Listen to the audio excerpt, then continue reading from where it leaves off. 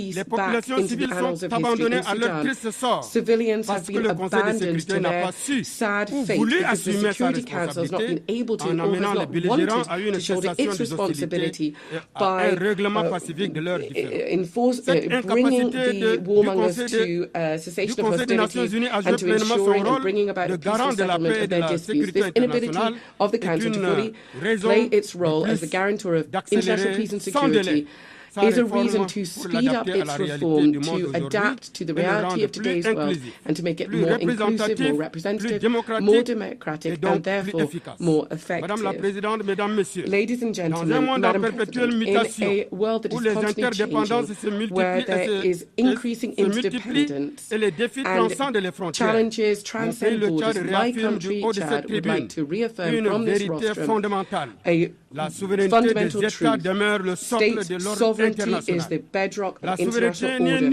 Sovereignty is not a privilege or a concession. It is an inalienable right enshrined in the United Nations Charter. It guarantees that each people can take ownership of their own destiny. It ensures the free determination of its political, economic and cultural choices and the respect for its own identity. In this body of nations, each state is one particular note bringing about global harmony.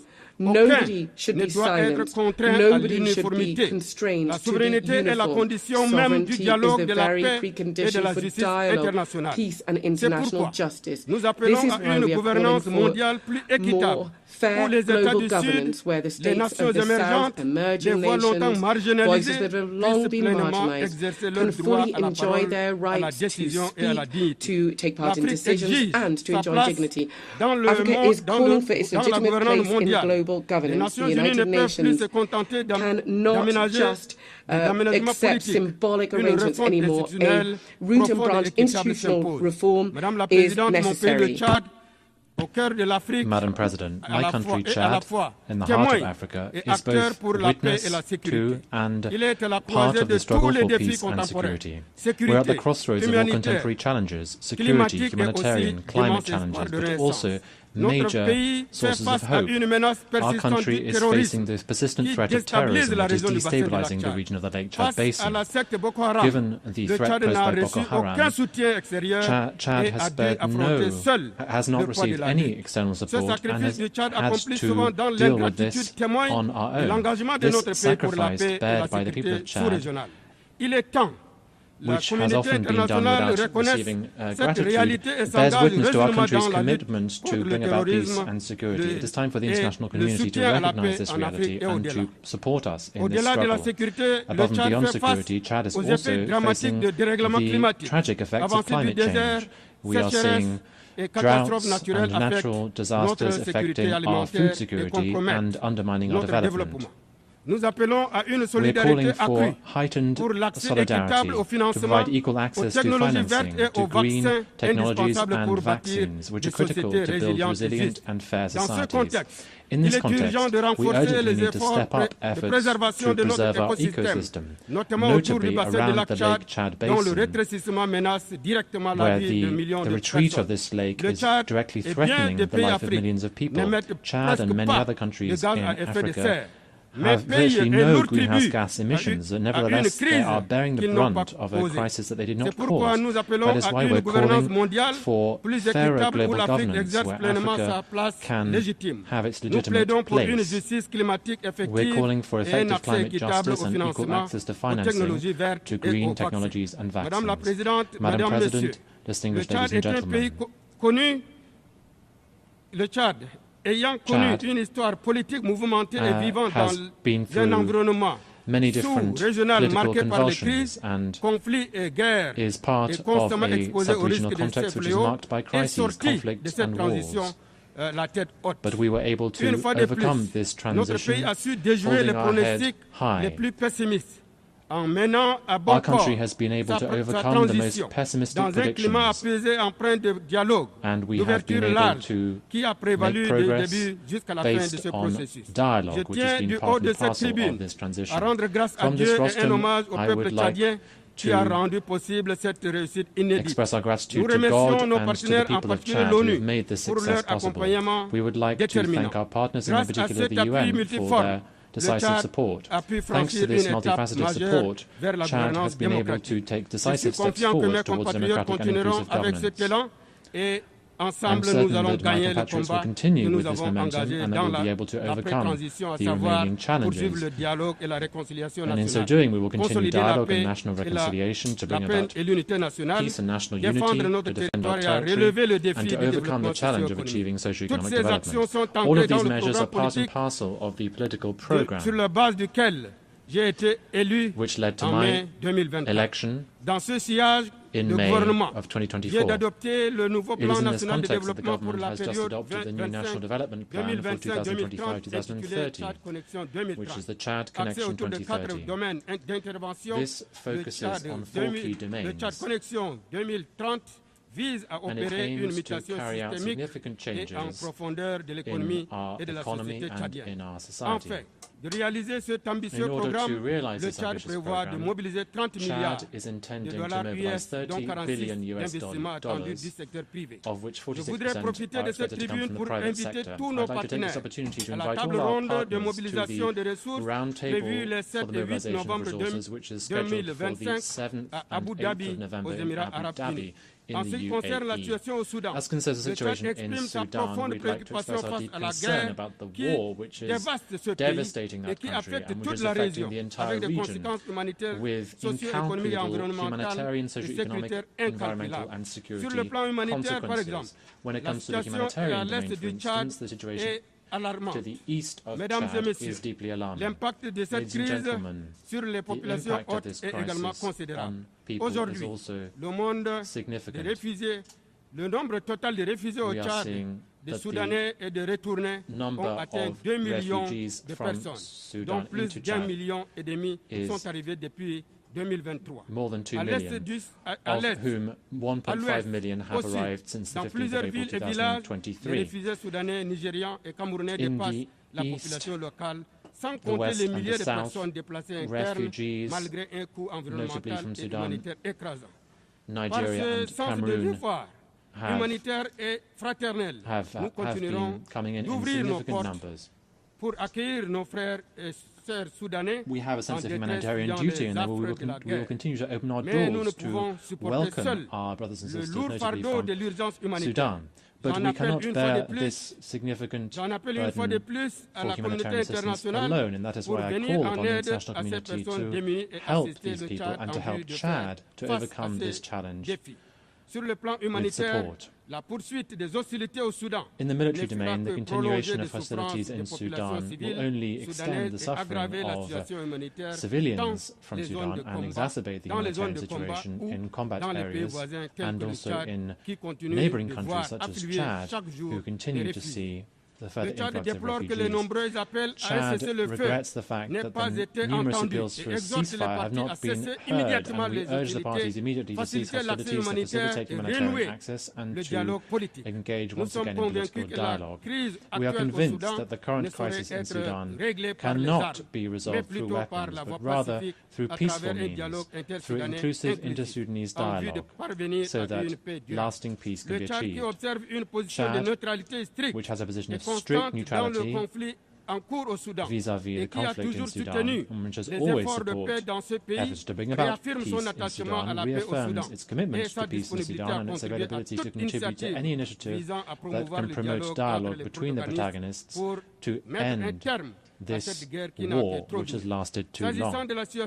On the situation in the Central African Republic, Chad welcomes the positive momentum towards bringing about peace, to achieve national reconciliation and socio-economic progress, which are all still ongoing in that country. We welcome the policy that His Excellency Faustin Archange Touadéra of the CAR has been rolling out. Thanks also to the mediation that Chad has had the honour to be part of. We reaffirm our commitment to the peace and stability of the CAR, and we are willing to further make efforts to support peace and reconciliation in that country. Ladies and gentlemen, beyond our region, Africa as a whole remains a continent that crystallizes all attention. In spite of our marginalization in global governance. If the UN wishes to survive the next few decades, it must once again become the house of the people and not just that of the powerful. The UN must speak to young people in the Sahel, mothers in Gaza, to farmers in the Amazon, to displaced persons in Sudan, refugees in Ukraine and Burma, with one voice, that of shared humanity. Better together, that means recognizing our failures so that better to overcome them in the future. Better together means admitting that no one has a monopoly on truth or pain. Better together means finally building an international system where every nation counts and where every human life has the same value. We therefore call on the UN to once again find its soul and its moral power. Madam President, ladies and gentlemen, Chad believes in peace. Chad believes in the UN. But even more than this, Chad believes in humanity, because Chad is the cradle of humanity, because we are convinced that together, united in diversity, we can overcome the challenges of our time. We can change the world. We can protect fundamental rights. We can ensure that peace wins out, and we can bring about sustainable development for all. The words of Idriss Déby Itno, the President of Chad. I thank you for your kind attention.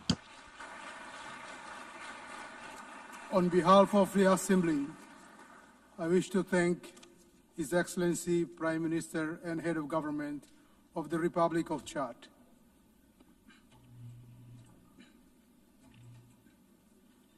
The Assembly will now hear an address by His Excellency Kamil El Tayeb Idris,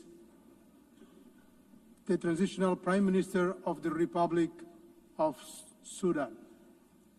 I request protocol to escort His Excellency and invite him to address the Assembly.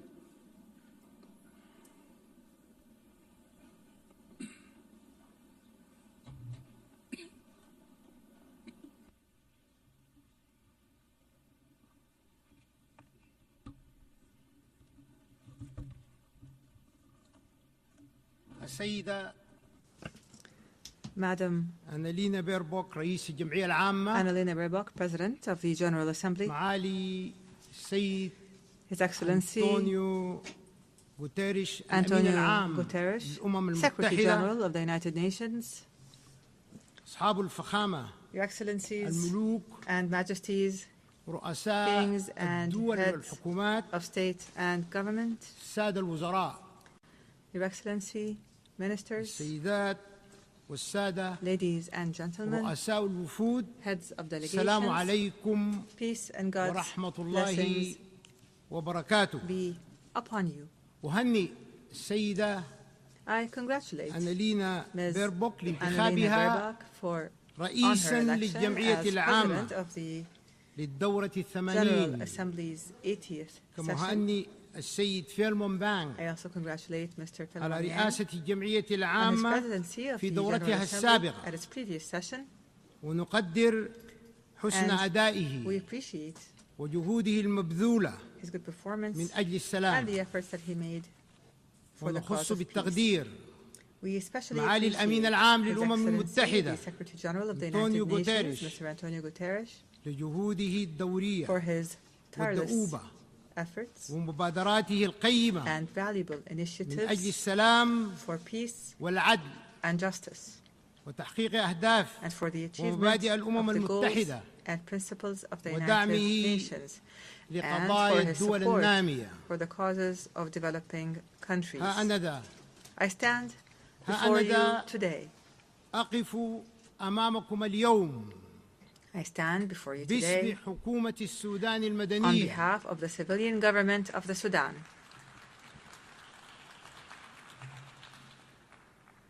ها أنا ذا I أقف stand أمامكم before you اليوم today باسم on حكومة behalf السودان of the المدنية civilian government of the Sudan وإنابة عن and الشعب on behalf السوداني الأبي of the proud Sudanese people ووفاء للعهد to fulfill the الذي pledge قطعه made فخامة الرئيس عبد by His الفتاح Excellency البرهان President Abdel Fattah رئيس مجلس al-Burhan, السيادة Chairman of the Sovereignty من Council, داخل at هذا المحفل this الدولي August المهم Global forum. بتعيين رئيس A وزراء pledge to مدني appoint a civilian prime وبسلطات minister مستقلة with independent powers to consolidate لقيم الحكم المدني the values of civilian governance and democratic transition.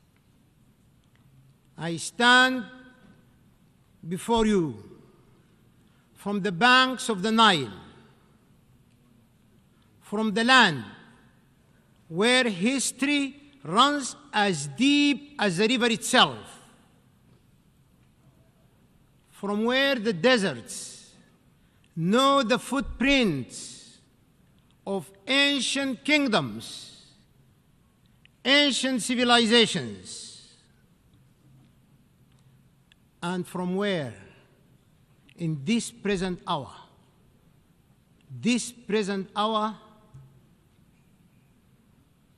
the dust still carries the scent of war.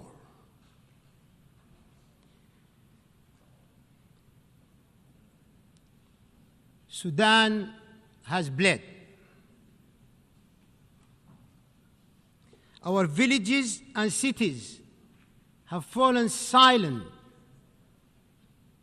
under the shadow of unprecedented war, unprecedented invasion in the history of mankind.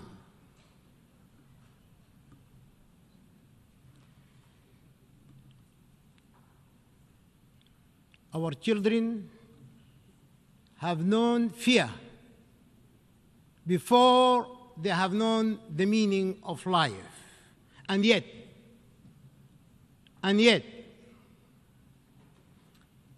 amid the ashes of war, there is a unique pulse that refuses to die. It beats in the refugee's quiet prayer, in the farmer who plants, though he may never reap, and in the mother who sings her child to sleep beneath an open sky. From that pulse, distinguished leaders of the world, from that pulse, I share with you these words. Hope reborn of our unity and strength emanating in our peace.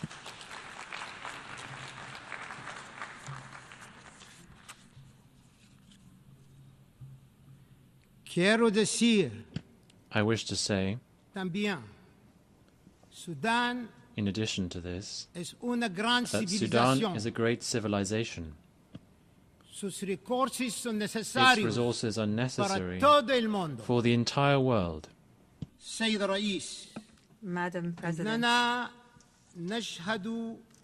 we are witnessing great challenges. We are facing enormous dangers posed to the principles of the Charter and multilateralism, while threatening regional and international stability. Meanwhile, the norms of international law are being eroded as the crimes of genocide, aggression, and the employment of foreign mercenaries to occupy the territories of states and slaughter their peoples. These crimes multiply in contempt of the Charter and violation of international law, as is now happening in my country. Mr. President, we must build trust. We must reinforce transparency and strengthen the role of the General Assembly, preventive diplomacy, and the peaceful settlement of conflicts. The capacity and the role of the United Nations can be strengthened through collective action and multilateral international cooperation. we can take advantage of the momentum generated by the UN 80 initiative, the outcomes of the future summit, and of major international conferences. Despite the international consensus on the illegality والتدابير القسرية الأحادية unilateral sanctions التي and unilateral coercive تنتهك measures قواعد القانون الدولي international law, يستمر فرض these هذه sanctions العقوبات continue. لأسباب سياسية They are imposed for political مما reasons, يهدد which قيم threatens the values وأواصر and التعاون bonds الدولي of international cooperation, والعلاقات الدولية international وحقوق relations, الشعوب and the في rights of التنمية peoples to والرفاهية development, والتمتع بحقوق well-being, الإنسان and the enjoyment of human rights, وخصوصا especially الدول النامية in developing والدول الأقل نمواً. and least developed countries. كما نشعر بالقلق We are concerned من استغلال حقوق الإنسان over سياسيا the political exploitation of human واتخاذها rights وسيلة and their use للضغط على as a بلادنا means to pressure our دون النظر country للجوانب الاقتصادية without considering the لحقوق economic الإنسان aspects of human rights التي that are تتأثر affected بهذه العقوبات by these unilateral والتدابير الأحادية sanctions and measures. وكذلك نجدد We رفضنا renew our رفضنا rejection, القاطع our absolute لخطاب rejection الكراهية of hate والعنصرية speech, racism, والتطرف extremism, والإسلاموفوبيا Islamophobia, وكافة أشكال and all التمييز forms of والتعالي discrimination العرقي and racial التي supremacy باتت that تهدد الإنسانية threaten بكليتها. humanity as a whole. سيد الرئيس، Madam, لقد تعرض شعب السودان during the past 3 خلال الأعوام years, الثلاث الماضية the people of the إلى Sudan مخاطر have been وتهديدات subject to وجودية existential dangers and بفعل threats جرائم as a ميليشيا result الدعم of the السريع crimes المتمردة. perpetrated by the rebel rapid support إذ militia. أجبر السودانيون The people of على Sudan الخروج have من been ديارهم forced out of their homes ووطنهم and of their تحت homeland وطأة القتل الممنهج to flee والتعذيب systematic killing and والنهب torture and looting والاغتصاب and rape والإذلال and humiliation والتدمير and the savage المتوحش destruction لكل of مقومات all the الحياة. components of life, وكل the ذلك basic components of life. كان مقصودا These actions بحد ذاته were deliberate. ضمن مشروع متكامل These actions were part للسيطرة of an على integrated السودان project to control ونهب Sudan, to plunder ثرواته its wealth, وتغيير and to ديموغرافية change the السكان. demographics of its population, إن الحفاظ على سيادة الدولة preserving the sovereignty of the ومؤسساتها state الوطنية الراسخة and its well-established أولوية national قصوى institutions is a top priority. وقضية وجودية للشعب السوداني وعليه فإن Is an الانتقال existential issue for المدني the Sudanese people. والتحول الديمقراطي Therefore, the civilian transition and democratic transformation under the leadership of the civilian government of hope and the establishment of peace will not be achieved without ensuring that we have strong national institutions that preserve the sovereignty and territorial integrity of the state. The international community, and you are the leaders of this international community. You are the entire international family. The international community must work to stop the flows of lethal weapons, advanced ones, to the terrorist militia. It must condemn the militia, criminalize it, and classify it as a terrorist group, and must stop the flow of mercenaries.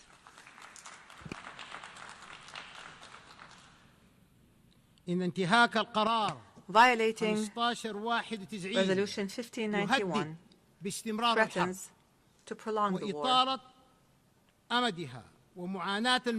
prolong the suffering of civilians with it.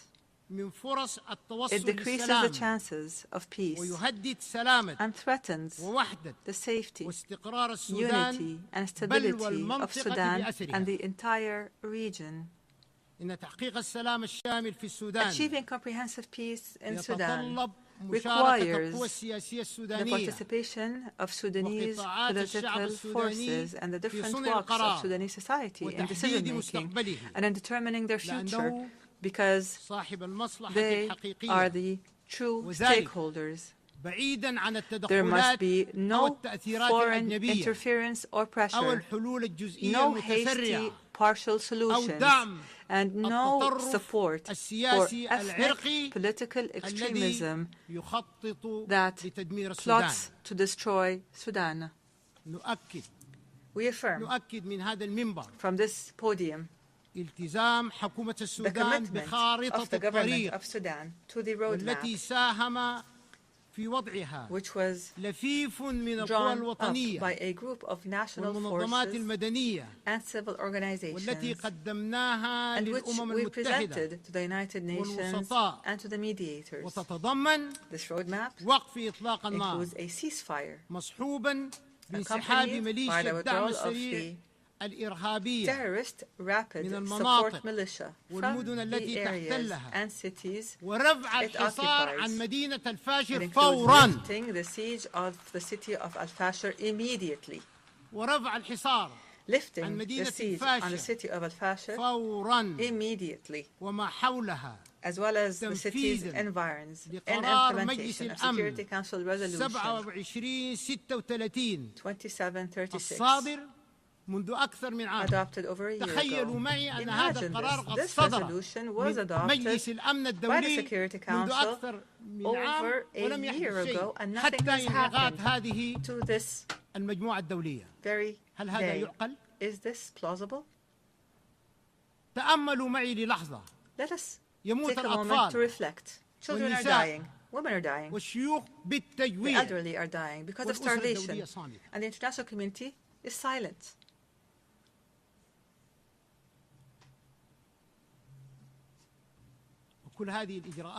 All of these measures include the dignified and safe return of the displaced and of refugees. It includes facilitating humanitarian access to the needy and affected, and continuing with the transitional political process towards democracy. Here, advanced steps, truly advanced ones, have been taken to implement this roadmap. I have formed a civilian government of technocrats that will engage in a Sudanese national dialogue that includes all political and societal forces to lay the groundwork for elections that are free and fair, and to engage positively with regional and international communities. In this context, the government has committed and continues to facilitate all procedures for all Sudanese citizens abroad to return and engage in this important historic dialogue. Mr. President, one of the priorities of the civilian government of hope is to work to achieve objectives that include the following: achieving peace as a top priority, establishing the rule of law, a state based on the rule of law, fighting poverty and corruption in all its forms, activating transitional justice, accountability, ending impunity, adopting a balanced foreign policy, engaging positively with international and regional organizations, providing services such as electricity, water, security, pensions, revitalizing rural development, providing national health care, and laying the groundwork for comprehensive national elections with regional and international observers. We will work to remove the remnants of war, to return to the capital, the national capital, Khartoum, and start reconstruction efforts, raise the quality of the health sector, and increase the participation of women and youth in the national dialogue for peace. Mr. President, the government of the Sudan affirms its commitment to humanitarian international law. The government of Sudan developed a comprehensive national plan for the protection of civilians that it submitted to the Security Council and the Secretary General of the United Nations. The plan covers all aspects of protection, including the establishment of a national mechanism of protection and a mechanism that facilitates humanitarian access and supports United Nations humanitarian efforts and the rule of law, accountability, and action to halt the proliferation of weapons and combat violence against women and children. This plan addresses issues of displaced persons and the refugees and seeks to achieve a comprehensive peace. Moreover, the government has signed a cooperation framework with the United Nations. And in this regard, the government renews its commitment to facilitate, protect, and secure the passage of humanitarian aid through all the agreed-upon crossings identified by the government of Sudan. The continued international silence on the crimes of the rebel terrorist militia and their siege of the city of Al-Fashir and their bombing of IDP camps and places of worship and educational institutions, their looting of markets and of public and private property, and the destruction of health facilities throughout the country. This silence is tantamount to an encouragement and to giving a green light for these militias to continue with their crimes and their violations.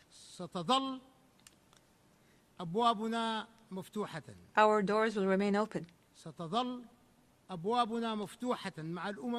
Our doors will remain open to the United Nations and regional and international organizations. We call on the international community to support the choices of the Sudanese people and their civilian government and to support African solutions to conflicts through the will and national ownership and without any tutelage.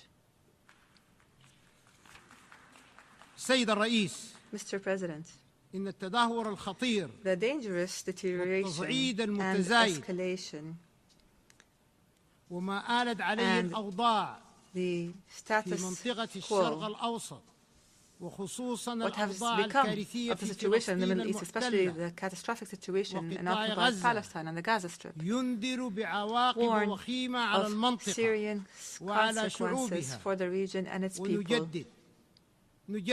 And its peoples. And here we renew our conviction that no stability and no security will be achieved in the region without a just and permanent and comprehensive settlement of the Palestinian question. That would allow for the establishment of an independent, sovereign Palestinian state with Al-Quds as its capital on the borders of June 1967 in accordance with international legitimacy resolutions. And here, we condemn the blatant Israeli attack on the sovereignty of the sisterly state of Qatar, which threatens international peace and security. Without peace, there is no viable future. Without peace, there is no viable future.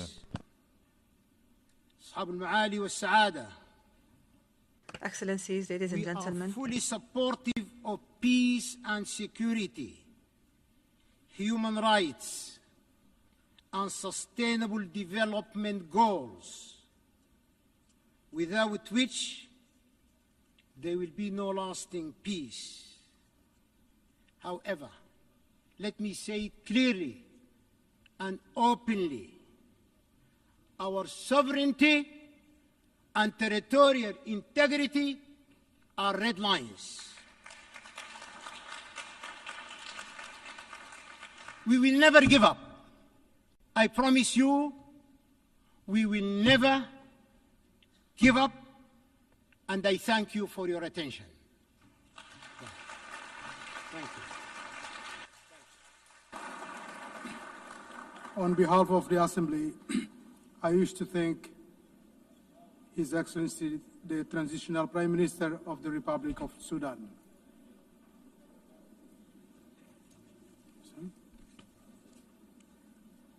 The Assembly will now hear an address by His Excellency Américo de Oliveira dos Ramos, Prime Minister and Head of Government of the Democratic Republic of Santo Tomé and Príncipe. I request protocol to escort His Excellency and invite him to address the Assembly.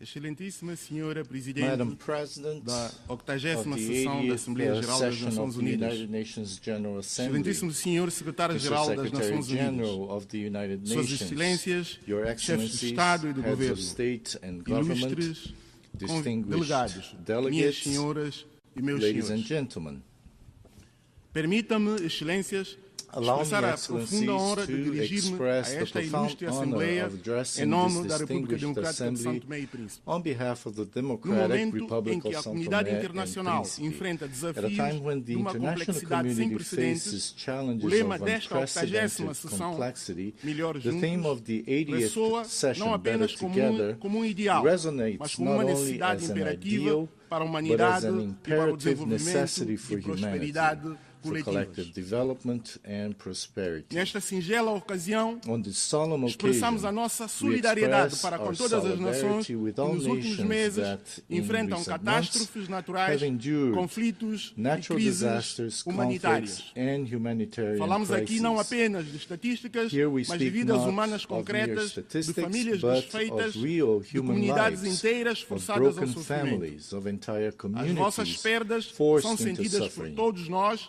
e a vossa Your resiliência losses are felt by inspira-nos us a all, redobrar and your os nossos resilience esforços inspires na us busca de to mundo mais redouble seguro our e efforts justo. in pursuit De igual of a sorte, safer and aproveito a fairer world. oportunidade para In the felicitar same spirit, I calorosamente take this Vossa opportunity Excelência, to warmly Senhora Presidente congratulate Your Ana Helena Excellency, Baerbock, Madam President pela sua Anna-Lena eleição Baerbock, para presidir a on your esta election to augusta, preside over histórica this sessão. august and A historic sua vasta session. experiência Your diplomática vast e o seu diplomatic compromisso experience com and o commitment to multilateralismo são garantias de uma multilateralism liderança are sábia e eficaz. guarantees of wise and Asseguro-lhe, effective Senhora leadership. Presidente, I assure you, o pleno apoio Madam de Santo Tomé e President, Príncipe of no the full desempenho do seu support of mandato. São Tomé and De igual modo, Príncipe felicito in the calorosamente o fulfillment Presidente of your cessante, mandate. Filemon Yang, pela Likewise, I extend warm pela congratulations muito to bem the sucedida outgoing condução President dos trabalhos Philemon durante a Yang sessão for anterior, his very que successful muito honrou o leadership of legado the de previous todos session, que which greatly antecederam. honored the Não poderia legacy of all deixar de those who render came before him. uma justa homenagem ao I could not fail secretário-geral to pay a well-deserved António tribute Guterres, to the Secretary cuja General voz António incansável e Guterres, persistente whose na tireless and defesa persistent da paz, voice in dos defense direitos humanos of e do peace, human desenvolvimento rights and sustentável sustainable continua a ser uma development bússola moral para a continues nossa to organização. serve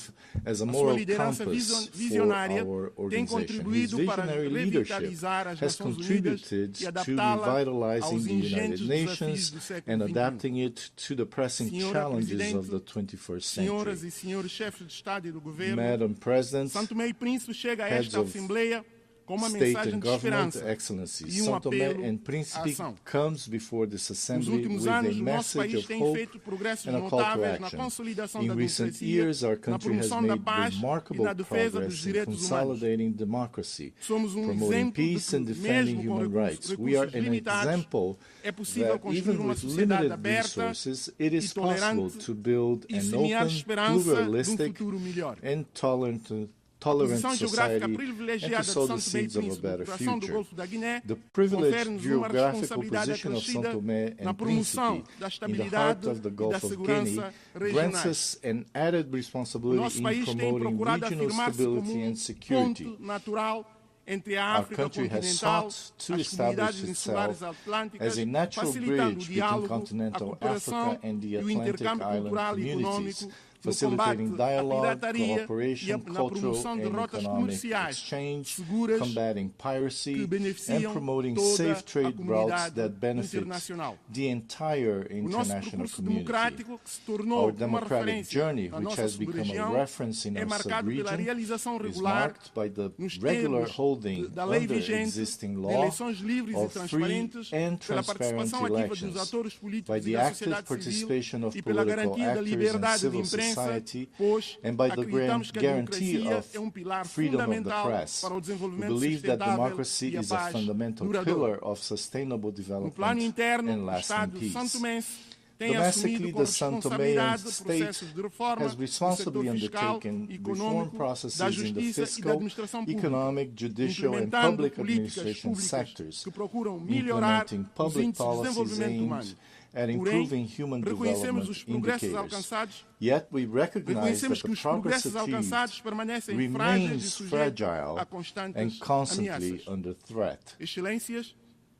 Excellencies, the recent graduation of Santo Tomé and Príncipe to the category of middle-income country in December 2024, becoming the 8th to achieve such milestone, constitutes without a doubt a significant achievement and a just recognition of the efforts made by our people.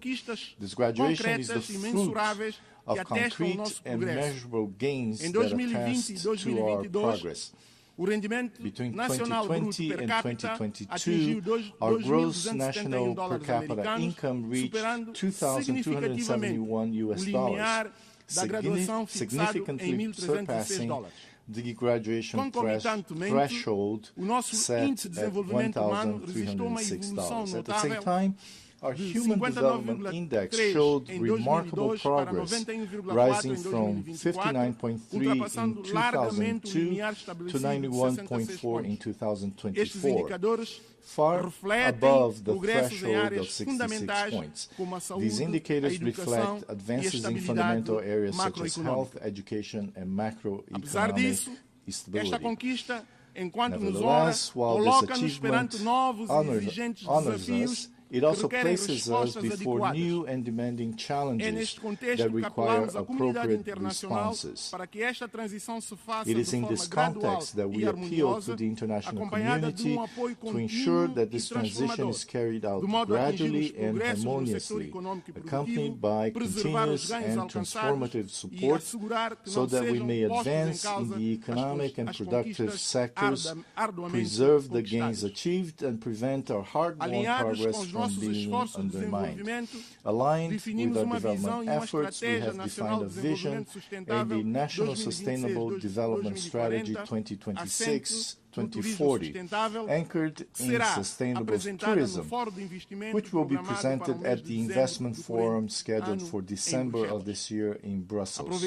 On this occasion, we appeal to and invite our bilateral and multilateral development partners to participate actively in this important event, which represents a unique opportunity to establish lasting strategic partnerships.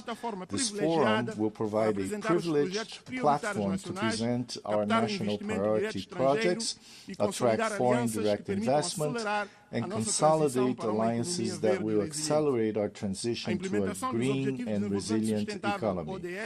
The implementation of the SDGs remains our primary priority.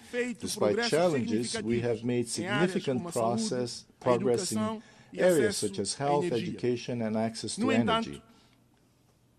However, the impacts of the recent global health crisis, coupled with the ensuing global economic crisis and the reduction of development financing, reflecting a decline in solidarity and new donor country priorities, have slowed our progress toward the SDGs. This requires a joint and redoubled effort from our country. São Tomé and Príncipe remains firmly committed to the 2030 agenda. Our current performance places us 112th among 167 countries with a score of 64, reflecting the significant challenges we still face, notably in Sustainable Development Goal 8, decent work and economic growth. This highlights the urgency of diversifying our economy and creating more opportunities for our youth, the fundamental pillar of our future. We are fully aware that we still have a long road ahead. With satisfaction, we recognized our best performance in Sustainable Development Goal 14, Life Below Water, which constitutes tangible proof of our unwavering commitments to marine protection and the sustainable management of our ocean resources. Excellencies, São Tomé and Príncipe reaffirms its commitment to the biosphere and to the protection of biodiversity, promoting public policies for the preservation and sustainable use of natural resources. We also note the conclusion of our rotating presidency of the Community of Portuguese-speaking countries, exercised under the theme Youth and Sustainability, which reflected our vision of a future built on inclusion, youth empowerment, and collective responsibility for protecting the environment. São Tomé and Príncipe is proud to be a pioneer in global biodiversity conservation, with the island of Príncipe having been recognized by UNESCO in 2010 as a World Biosphere Reserve, an acknowledgement of the exceptional nature of our ecosystems and of our exemplary commitments to environmental preservation.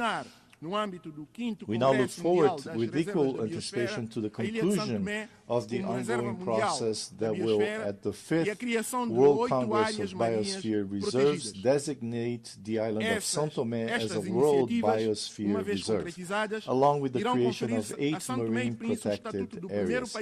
Once completed, these initiatives will make São Tomé and Príncipe the first country in the world with its entire national territory designated as a World Biosphere Reserve, alongside extensive marine biodiversity protection areas. This will represent an unprecedented milestone in global conservation history and position our archipelago as a living laboratory of sustainability and global model for small island developing states. I also highlight the decision of the Economic Community of Central African States to establish in São Tomé and Príncipe the regional headquarters dedicated to the blue economy.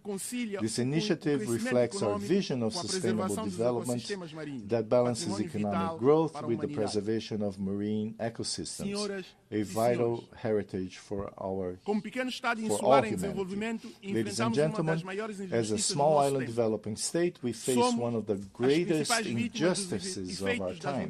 We are among the main victims of climate change, despite not contributing to this global scourge. Our greenhouse gas emissions are practically negligible on the global scale, yet we suffer from heavy rains, floods, the destruction of infrastructure, displacement of populations, and social problems, all consequences of climate change driven by the irresponsible actions of the world's largest polluters. In light of this reality, we need new approaches to financing mechanisms that incorporate multidimensional vulnerability criteria, integrating environmental, climate, and structural risks that do not focus solely on per capita income. We require financial instruments that are more predictable and accessible, with concessional conditions. lower interest rates and repayment terms compatible with our real capacity, as well as simplified procedures for accessing multilateral climate funds, namely the Green Climate Fund and the Adaptation Fund, whose current administrative complexity excludes countries with limited institutional capacity. These reforms are essential to ensure that international financing translates into tangible resilience and sustainable development for small island developing states. Excellencies, development requires a context of peace and security. We are deeply concerned by the proliferation of conflicts in various regions of the world, from Ukraine to Sudan, including the Sahel, the Great Lakes, and the Horn of Africa, causing immense human suffering and undermining development efforts in those regions of the continent. In this regard, we advocate for the peaceful resolution of all these conflicts, because only silencing the guns can create an environment in which a better future with peace and development for all peoples can be built. São Tomé and Príncipe strongly condemns all forms of violence and aggression. We stand for full respect of international law and the Charter of the United Nations. We reiterate our call for a peaceful and lasting solution for the Israeli-Palestinian conflict based on the coexistence of two states, with secure and internationally recognized borders. We urge the international community to intensify support for African peace and security initiatives, always respecting African leadership and endogenous solutions. São Tomé and Príncipe solemnly reaffirms its unwavering commitment to the fundamental principles of non-interference in the internal affairs of sovereign states and respect for territorial integrity, essential pillars of the international law and the UN Charter. São Tomé and Príncipe also express its deep concern regarding the persistent disregard of the international community's appeals for the lifting of economic, financial, and commercial restrictions imposed on the Republic of Cuba. We observe that with concern the worsening of these policies through new extraterritorial measures that compromise Cuba's economy and affect its resilient people. Domestically, we remain committed to consolidating peace and stability, essential conditions for our progress. In this regard, a reform of our security and defense system is underway, aimed at institutional modernization, technical capacity building, and the construction of a more effective, transparent, and resilient sector, founded on a preventive approach to conflict. However, this is a demanding process that requires the cooperation of our international partners, both technically and financially, to guarantee its success. Distinguished participants, to control these challenges, we need a revitalized United Nations, more agile and more representative of the diversity of today's world. We support reform of the Security Council so that it reflects 21st century geopolitical realities and includes at least one permanent seat for the African continent. It is equally crucial to reduce bureaucracy within the UN system so that our organization can respond more rapidly and effectively in global crises. We need a UN that is closer to the people it serves, more transparent, more inclusive in its decision-making, and more accountable for its results. Cross-cutting issues such as women's empowerment and multilingualism must be at the heart of this reform. São Tomé and Príncipe has made significant progress in promoting gender equality, with women occupying leadership positions in government, parliament, the judiciary, and the private sector. We cannot build a sustainable future without the full participation of women at all levels of decision-making. São Tomé and women are the pillars of our society, leaders in their communities, and agents of change in their families. Madam President, in conclusion, I wish to reiterate the unwavering commitment of Santo and Príncipe to multilateralism. In an increasingly polarized world, we believe that cooperation and solidarity are the only weapons capable of overcoming the challenges that threaten us all. As a small island, our voice may be modest, but we bring a message of great significance to the world. Our strength lies in the unity of peoples and in our capacity to converge efforts toward a common destiny. Our hope is nourished by the conviction that, united, we can build a more just, sustainable, and harmonious future for all, and by our resolve truly to be better together. In this spirit, I cannot fail to congratulate the United Nations on its 80th anniversary. 8 decades of tireless service to peace, human dignity, and sustainable development have made this organization a symbol of hope for all humanity. We therefore reaffirm our confidence in the central role of the UN as the pillar of multilateralism, and we renew our commitment to continue walking side by side so that all peoples may live in peace with justice and prosperity.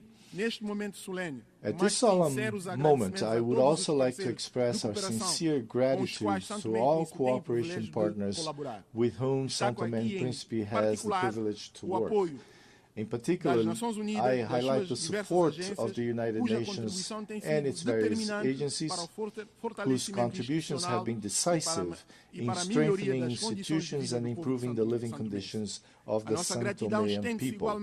Our gratitude also extends to our bilateral, multilateral, and regional partners, whose solidarity has allowed our country to overcome structural challenges and move forward on the path of progress. Santo and Príncipe will continue to be an active voice and make its contribution on the international agenda, advocating for democracy and peace, for justice and equality, for sustainable development, and for a prosperous and shared future centered on people and on the good of humanity. Together we can build a world where no child, youth, woman, or elderly person goes hungry or suffers violence, where no family fears climate change, and where all peoples can live in peace with dignity and happiness. Thank you.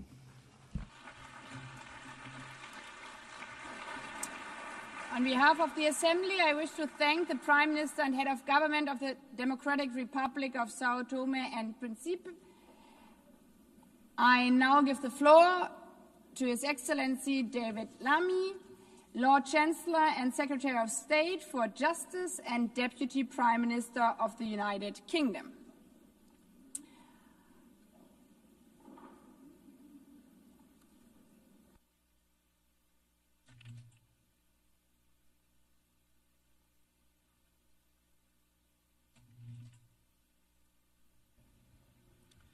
Well, thank you, President, Your Excellencies, colleagues and friends. Having witnessed the United Nations work throughout his life, His Majesty the King has asked me to offer a personal message of his congratulations to the UN on its 80th anniversary. The United Nations is a powerful testament to our collective determination for a better world. The King recalls that on the eve of the first UN General Assembly, His Majesty's grandfather, King George VI, told the delegates gathered in London, "In the long course of our history, no more important meeting has ever taken place within its boundaries. Millions of people across the United Kingdom, the Commonwealth, and the wider international community share the view that the UN's founding principles and the work of its organizations remain essential, particularly as the world must face new and pressing challenges. Let us affirm these principles as the United Nations responds to today's reality and evolves for tomorrow's challenges. My friends, today I echo His Majesty's sentiments, and I join him in celebrating the remarkable institution's proud 80 years as we reaffirm our historic commitment to the United Nations.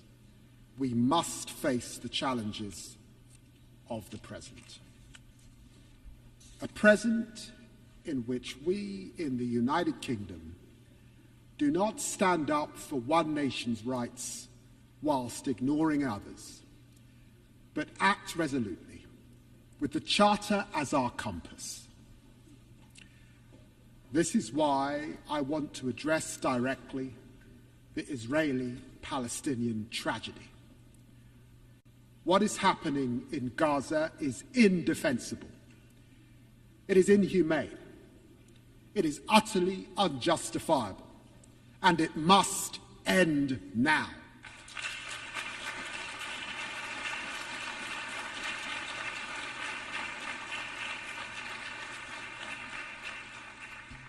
The people of Palestine, whose state we proudly recognize this week, and the people of Israel deserve better than the horrific acts by Hamas on October the 7th that left children without their parents and parents without their children.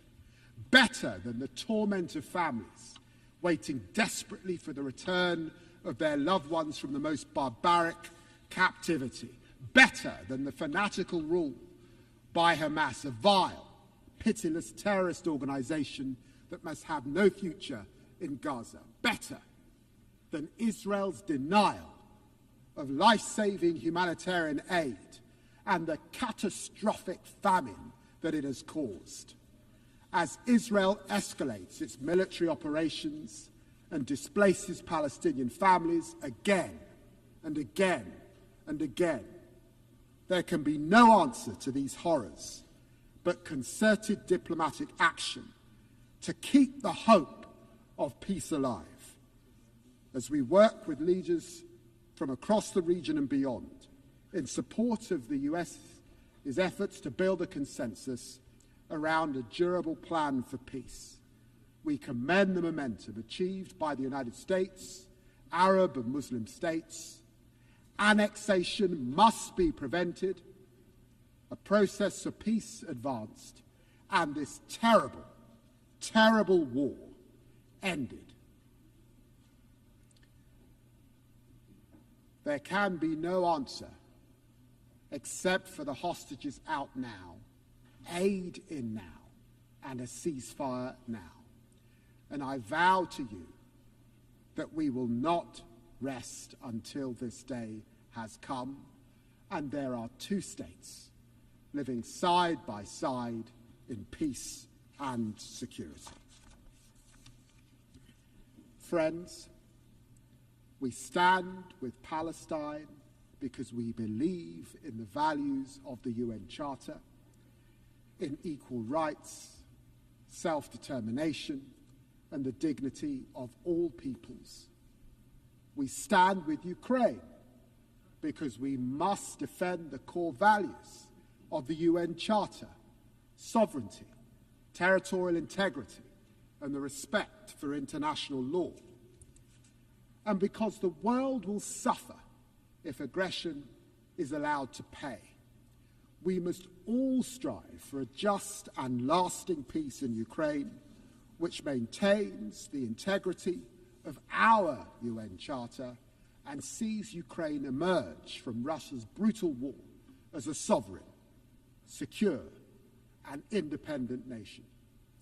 President Zelensky has shown his commitment to that peace at every turn, while President Putin savagely rains down ever more missiles and drones on the Ukrainian people. Our message to Ukraine is clear. We will stand with you today, tomorrow, and 100 years from now. We also stand with the people of Sudan because we never forget the values of the UN Charter, of human rights and the pursuit of peace for all men and women. This is a conflict waged against Sudan's civilian population, millions displaced, more facing famine. As I speak, the long-besieged city of El Fasher is falling, its people facing unspeakable atrocities. The people of El Fasher and all across Sudan need the international community to come together to make renewed efforts to achieve peace and allow aid to reach those who desperately need it now. We do all this with our charter as our guide, in the name of the equal rights of men and women and nations large and small. The United Nations and its reform are vital because we need our United Nations more than ever to confront these tragedies and to face our historic opportunity as we are living through a moment of revelation. A new technological frontier is coming into view. We are entering a bracing new era of promise, power, and potential.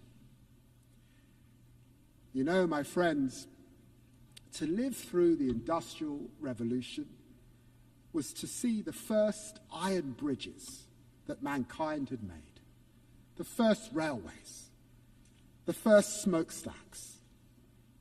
And to live today through the technological revolution as we are, it is to witness the coming of the internet, the spread of smartphones, and now the dawn of super powerful AI. This is a lightning strike of change, a technological revolution which our leading scientists think could only be compared to the Industrial Revolution, compressed into a decade. This is a moment of truth for us, our institutions, and our ability to work together. And I believe we must act. I see promise on this technological frontier. AI is the most powerful new lever we have to advance the Charter's vision of social progress, better standards of life. This is why it is at the very heart of my own country's growth plan. I believe that by embracing artificial intelligence, we can all build better businesses. We can better fight crime. Look, for example, at dirty money. By spotting fraud in real time, we can crack down on illicit finance, a fight we will lead at a UK-hosted summit next year. And AI is not hypothetically making lives better, it is already saving them. At Imperial College, a new AI stethoscope detects major heart conditions in seconds. In our National Health Service, AI mammogram trials double the speed of diagnosis. And AI research tools are unlocking new drug combos to fight cancer. On the horizon, the promise of fusion power, powering limitless servers through quantum computing, enabling ever stronger AI, could unleash ever more advanced biotech. This is the defining opportunity of our generation, and we must run towards it with hope. I believe in this promise. I believe in our UN values, which is why this promise must now be shared. We are witnessing a truly historic surge in investment in AI. This investment promises outstanding productivity gains, and with it, growth of historic proportions. Yet while this promise may well be diffuse, for now it remains concentrated. But there's not just possibility on the technological frontier. There are profound challenges as well, as AI is being used to consolidate repression, fuel disinformation, empower criminals across the internet. Authoritarian states, notably Russia, are manipulating large-scale, large language models so that chatbots answer in the voice of their propaganda across the world. Organized crime is using AI to supercharge their scams, deceiving victims on an unprecedented scale. This is the truth. AI can empower freedom, or it can entrench repression. AI can empower truth, or it can entrench lies. AI can empower law, or it can empower crime. Only by cooperation together can we set artificial intelligence on the right millennia-defining course. So my question is this: how can we most effectively share the glittering prizes of this new era across our global community? Well, this is how. We must invest. We must partner. Because without a concerted effort, we risk a world of ever deeper inequality, where the benefits of this technology fail to reach those who need it most. That revolution in healthcare, that revolution in education, that revolution in opportunity, this we must share. This is the world we face, and we take it and its challenges as it is, but never lose sight of the world as it can be. This is why our approach to foreign policy is one of progressive realism, patiently advancing progress through pragmatism and persistence. I see this in the United Nations as it approaches the technological frontier. I salute the Secretary General for championing the Global Digital Compact, which embodies both progress and realism. And this is why I commend the new independent international scientific panel on AI, which will provide evidence-based assessments to all. And I welcome the new global dialogue on AI governance. It is in this spirit of progressive realism that the UK champions AI as a bridge builder across the Atlantic, across the Commonwealth, and across continents, seeking everywhere to share its extraordinary potential. This is why we invest so heavily in the AI Security Institute, with more dedicated researchers than anywhere else in the world, and this is why we launched OpenBind and its gigantic data set. And this is why we champion AI for development, working with 10 African partners, creating AI ecosystems that empower thousands of communities to meet the Sustainable Development Goals. And this drives our digital access programs, which seek to narrow the technological divide for millions. I have seen this happening with my own eyes. I've been so moved to see in Africa, the continent of my ancestors, the young entrepreneurs using artificial intelligence to launch and scale so many businesses that I know will astonish the world, like the UK-funded startup Vinsight, supported by our Assistive Technologies program, which is using its AI-powered app to help thousands of blind Nigerian students read, learn, and live more independently. This is the promise of tech, the promise of growth, the promise of a better world. A better tomorrow turns on one pivotal question. Can we seize the potential in the technological revolution? Can we commit to forging AI as a force for freedom, prosperity, and human dignity? I believe we can together, and together we must. Thank you very much indeed.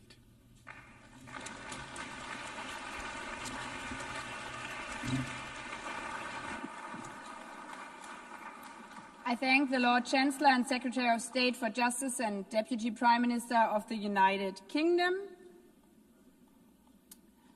I now give the floor to Her Excellency Beate Meilen-Reisinger, Federal Minister for European and International Affairs of Austria.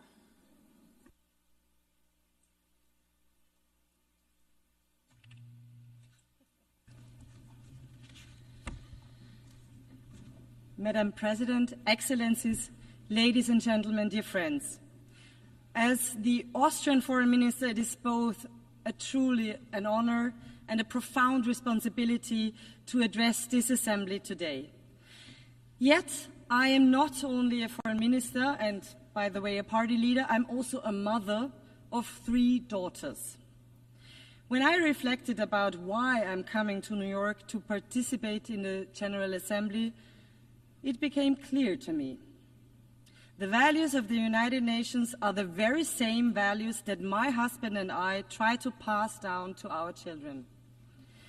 That conflict and dispute can and must be resolved by mediation. That every human being, regardless of their offspring, sex, religion, or race, deserves dignity and owns the same rights. That rules have to be followed by everyone, and big problems can only be solved together, and that every one of us has the responsibility to act not only in their own interest, but to work for a better future for everyone. I suppose that all parents around the globe share a common wish for their children to grow up with the promise of a bright future, especially now, especially in critical times like these. Especially in times when these values and simple rules are threatened by disrespect. Madam President, Excellencies, when I listen to my oldest daughter, a teenager, I sometimes get the feeling that weighs really heavy on me. Namely, that for our children, for my children's generation, the future does not seem brighter than the present. We all can sense that there are fundamental fears. Fears of war and conflict, fears of climate change, of radicalization, of fundamentalism, and the division of our societies. That burdens me deeply as a mother, but also as a leader.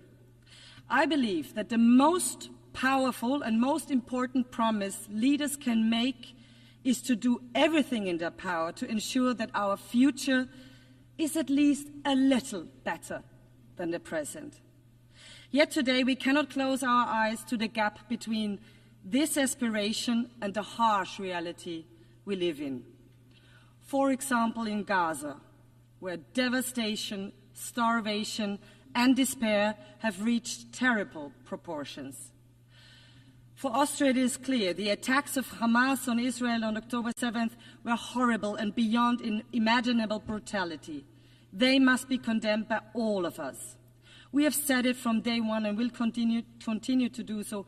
Hamas must immediately and unconditionally free all hostages and its rule in Gaza and hand over its weapons.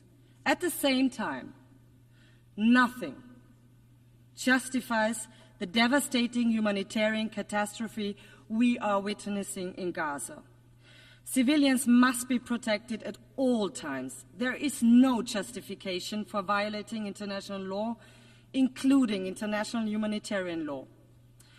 Austria is not only, because of our own historical responsibility, a friend of the people of Israel, but the actions and decisions of the Israeli government break my heart.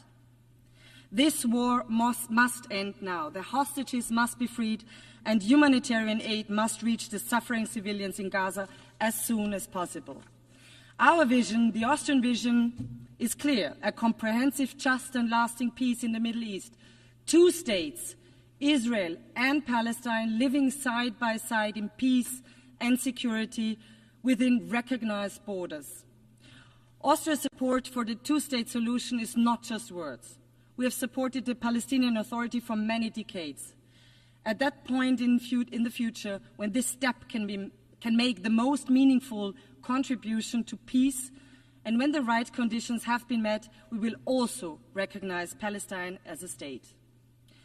We welcome President Abbas' condemnation of the October 7th attacks, his call to free the hostages, the prospect of elections, and his demand to disarm Hamas. We thank all those who took a huge effort to end this war and bring solutions for peace and security to this region. These are steps towards peace, and Austria will work with all partners to turn them into reality. Madam President, Excellencies, we all see the basic principles of the Charter challenged in Ukraine, where Russia has been waging an illegal and unprovoked war of aggression against its neighbor. A very brutal war with horrific numbers of dead and wounded, soldiers and civilians. We support US and all efforts to end the war through high-level diplomacy. Since the beginning of the war, and especially since March, many initiatives have been launched to end this war. Ukraine showed several times that they are ready for peace. But instead, Russia continues its attacks on cities and villages, on schools, on hospitals and kindergartens. Russia even escalates now towards the EU and NATO countries, and this is unacceptable. Austria calls urgently for an immediate ceasefire as a precondition for genuine talks to end this war. Russia cannot simply talk peace during the day and bomb during the night. And it is absolutely clear that it is up to Ukraine and Europe to decide on our hopefully common future and security architecture. But Ukraine and Gaza are not alone. In Sudan, civilians face massacres while a humanitarian catastrophe unfolds on an unparalleled scale. In Haiti, gang violence and organized crime hold an entire nation hostage. In Afghanistan, women and girls are denied their most basic human rights. Against the backdrop of rising insecurity and armed conflicts, countries are now heavily investing in security and defense, also in Europe, also in Austria. We all have the duty to protect our citizens. This is necessary as we are confronted with the biggest war on our continent since 1945. But let us not fool ourselves. Growing nuclear arsenals or uncontrolled autonomous weapons systems will not make our world a safer one. While we all must ensure the safety and security of our populations, we must never give up on international humanitarian law, and we must ban weapons which kill randomly. Excellencies, today we face growing disregard of the UN Charter itself, a rising tide of coercion and unilateralism, a dangerous erosion of trust.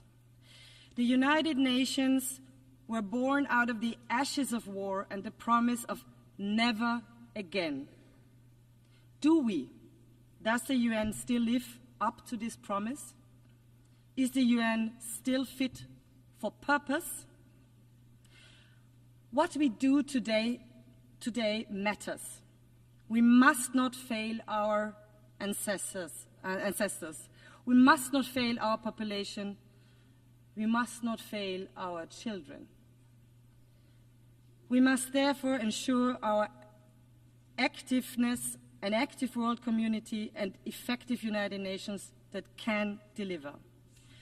Austria is ready to do its part to fulfill the UN's promise, to engage in open and fair dialogue, to build true partnerships, to rebuild trust that has been eroded by reckless actions of one country without considerations of others.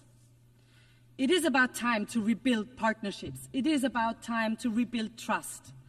That is why Austria presented its candidacy for the UN Security Council for 27-28 already back in 2011. We strongly hope to count on your valuable support at the elections in June next year. Why should you support us?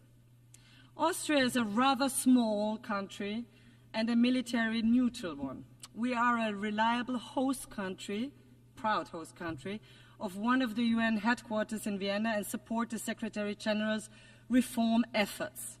Many negotiations in Vienna took place that have bridged divides and saved lives.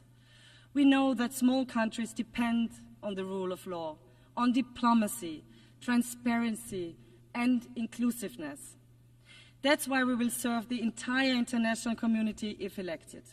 We champion international law, the protection of civilians, disarmament, and UN peacekeeping.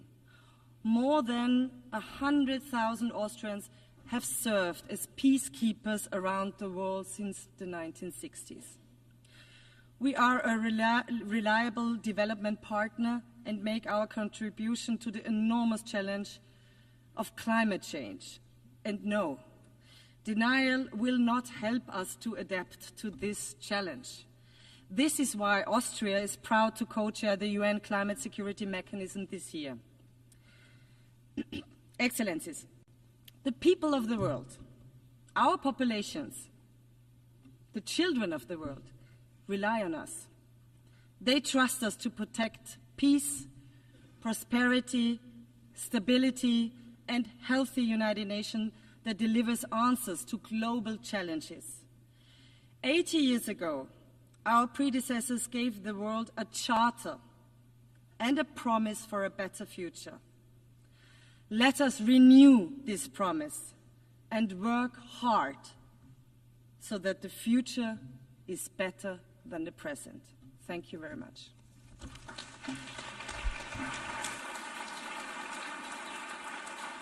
I thank the Federal Minister for European and International Affairs of Austria.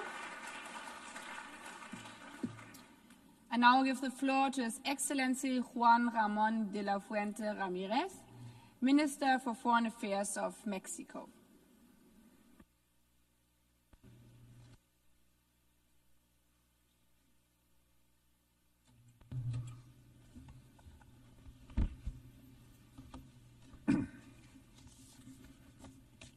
Señora Presidenta, Madam President, Excelencias, Excellencies, es tiempo de mujeres. The time of women Y has México ha dejado esto and muy Mexico claro has made this very clear tras la abrumadora elección de through la the doctora Claudia Sheinbaum landslide Pardo election of Dr. como la Claudia primera Sheinbaum presidenta de Pardo nuestro país. as the first female Es un president of honor our para mí country.